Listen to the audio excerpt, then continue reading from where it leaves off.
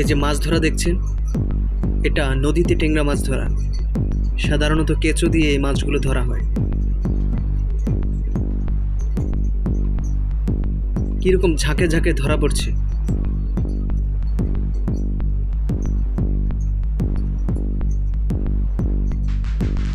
এই বড়শিগুলো মূলত রশির সাথে একাধিক বড়শি টানানো হয়, ফেলা হয়, এরপর ধীরে ধীরে টানলেই মাছগুলো পাওয়া যায়।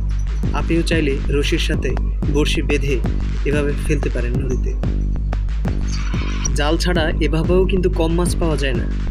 আর এই ভিডিওটা দেখি, এখানে তো রীতিমতো সাগরে মাছ ধরা শুরু হয়ে গেছে। কি পরিমাণে মাছ দেখুন। প্রথমে এখানে খাবার দিতে হয়, তারপর অনেক মাছ জড়ো হয়, এরপর বড়শি দিয়ে তো মাছ ধরা যায়। আর এখানে দেখুন, এটা কি মাছ? আপনি কি অনুমান করতে পারছেন? তাহলে জানান এটা কি মাছ হতে পারে। এখানে তো যুদ্ধ লেগে গেছে রীতিমতো মাছের সাথে।